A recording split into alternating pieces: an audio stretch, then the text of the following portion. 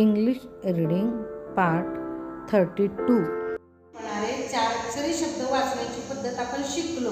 आता पाठ झाली. ईचा आवाज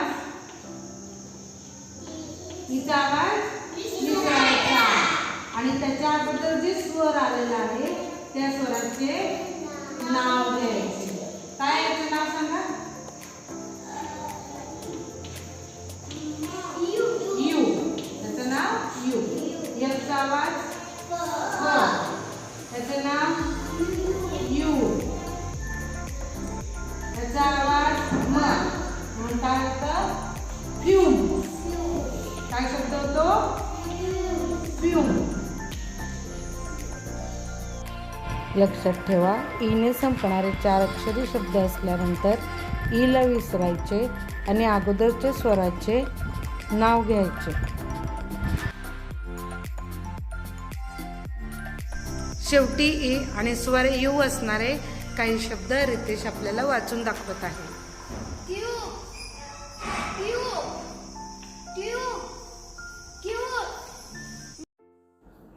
वर्ड रीडिंग. ईने संपणारे 4 अक्षरी शब्द. इथे पहा, शेवटी ई आलेला आहे म्हणून अगोदरचा जो स्वर आहे यू त्याचं नाव क्यूब. क्यूब म्हणजे घनाकृती. हा आहे घनाकृती ठोकळा.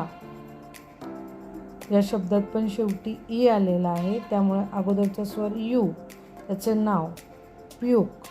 प्यूक म्हणजे ओकणे. काही ठिकाणी त्याला उलटी करणे असंही म्हणतात. शेवटी ई आलेला आहे, अगोदरचा स्वर यू त्याचं नाव यू. ट्यूब. ट्यूब म्हणजे नलिका, नळी. ही औषधाची नळी आहे. क्यूट. क्यूट म्हणजे गोंडस, सुंदर. ड्यूक. ड्यूक म्हणजे सरदार. ड्यून. ड्यून म्हणजे वाळूचा ढिगारा.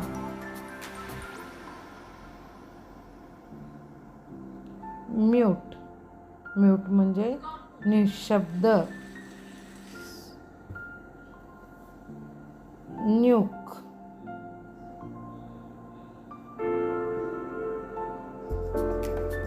ट्यून. ट्यून म्हणजे सुरेलपणा.